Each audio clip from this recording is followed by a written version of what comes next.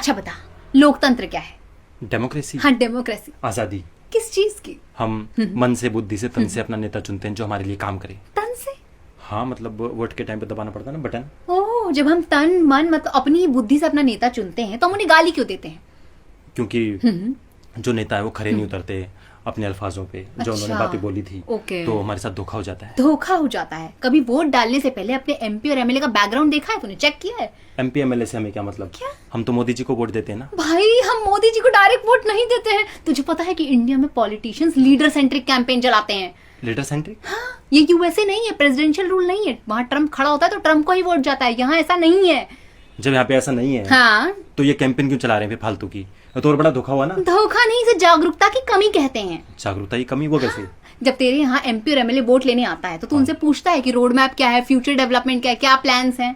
वो तो बताते हैं। क्या बताते हैं? आपके अकाउंट में 2,000 रुपये आएंगे 2,000? और आपको राशन दिया जाएगा, और वो क्या होती है, पेंशन भी बढ़ा के मिलेगी। पेंशन नहीं, उसे देश की टेंशन कहते हैं, वो बढ़ाएंगे। और तो और ये जो तेरे पास राशन और ये पैसा आ रहा है ना, फ्री का नहीं आ रहा, तेरी मेहनत की कमाई का है। और क्रेडिट ये खुद खाएंगे। स्कैमर। बहुत बड़े। ये तो स्कैमर निकले पूरी तरह से। और ये तो बच्चों का ही पैसा खा जाते हैं। बच्चों का खा जाते हैं। हाँ, जो बच्चों को अपना आजकल एग्जाम चलते हैं ना, तो एग्जाम का सारा पैसा मतलब ये बोल के कि एग्जाम रद्द हो गया, लीक कर देते हैं पेपर। लीक हाँ, के नाम के, तो सारे बच्चों का पैसा खा जाते हैं। पैसा तो छोड़ो, उनका भविष्य भी खा जाते हैं। हाँ। इसीलिए जब तक जनता जागरूक नहीं होगी ना, ऐसी ही ठगी जाएगी। अपने एमपी एमएलए इन सब का डेटा डिटेल से एनालाइज करो। पर डिटेल से एनालाइज उसको करें कैसे? ये तो अपना एक तो बिना छत की गाड़ी पे आएंगे हाँ। और पूरी भीड़ के साथ, ओके। और ऐसे हाथ उसके अंदर से निकालेंगे और फिर बोल देंगे कि भारी मतों से हमें विजय बनाइए। तो हम उनसे अपना मिल ही नहीं पाते, बातें कैसे रखें? मिलके भी कुछ नहीं होगा। उनके पुराने रिकॉर्ड्स देखो, उन्होंने क्या किया है क्या नहीं, कितने अपने वादे पे खड़े उतरे हैं। रैली के भाषण पे मत जाओ।